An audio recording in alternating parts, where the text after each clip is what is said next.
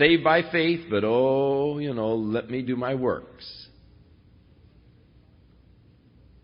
But if it is of grace, then it cannot be of works. If it is of works, then it cannot be of grace. They are mutually exclusive.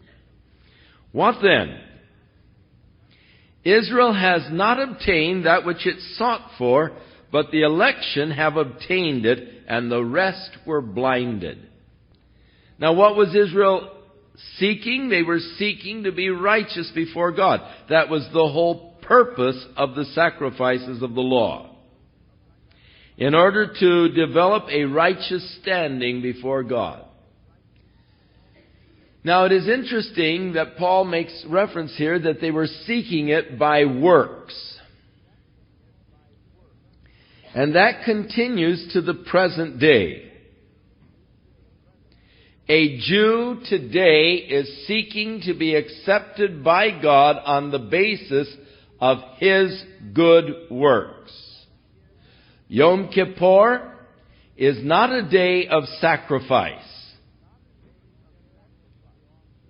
The priest entering in with the offering before the Lord in the Holy of Holies. But Yom Kippur is a day of reflection.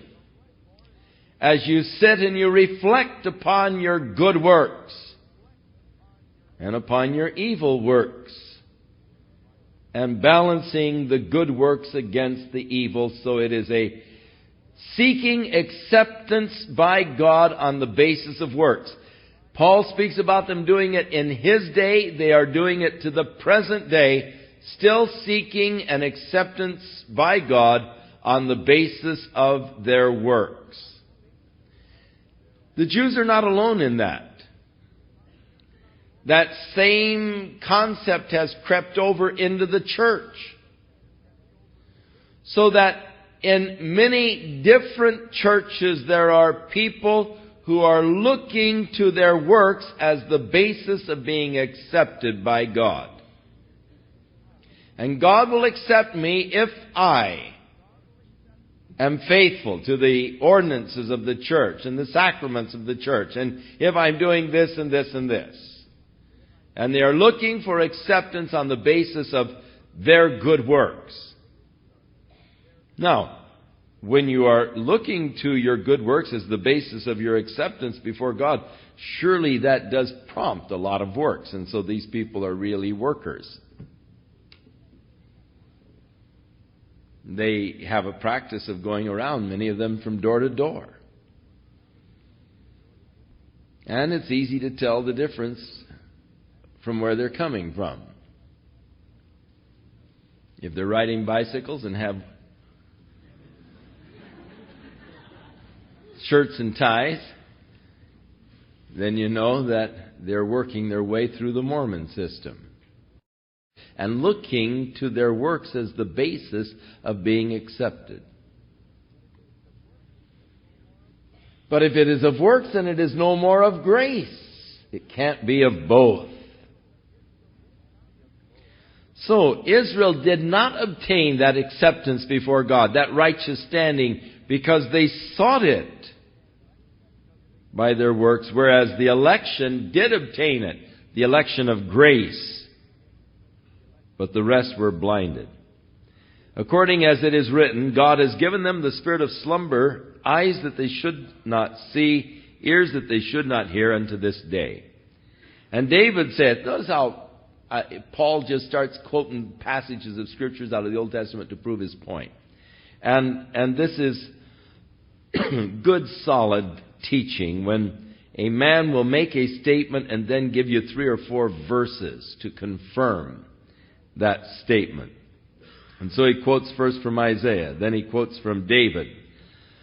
And he said, let their table be made a snare and a trap and a stumbling block and a recompense unto them. Let their eyes be darkened, that they may not see, and bow down their back always. I say then, have they stumbled that they should fall? Have they stumbled that, they should be put out of the game forever? God forbid. But rather that through their fall, there has come salvation unto the Gentiles. in order to provoke them to jealousy. Now, if the fall of them be the riches of the world, in other words, by Israel falling out of the place of divine favor, in the sense that God now set them aside that He might work among the Gentiles His work of grace, they're being set aside, brought to us, the riches of God's grace, goodness, and love unto the Gentiles. The diminishing of them are the riches of the Gentiles. How much more will their fullness be? God is yet to work with them, and when the fullness comes, and God begins to work again with Israel, if their fall brought such glory to the Gentile world, what will it be when God restores them?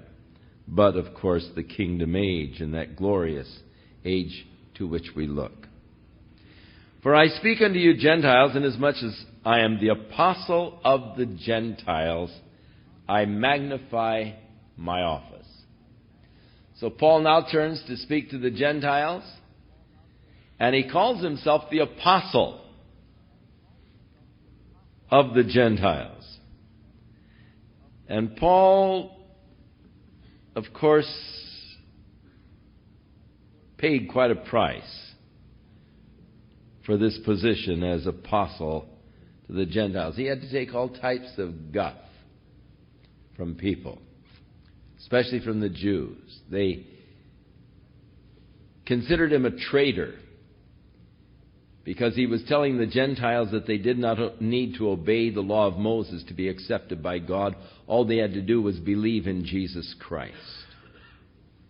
He was telling the Gentiles that they did not have to offer sacrifices in the temple in order to be saved. All they had to do is believe in Jesus Christ. And of course, this created quite a conflict between those Jews who were still seeking a righteousness by the law. It was a threat to them. Even as the declaration that a person can be saved through faith in Jesus Christ alone today is a threat to many church and church systems.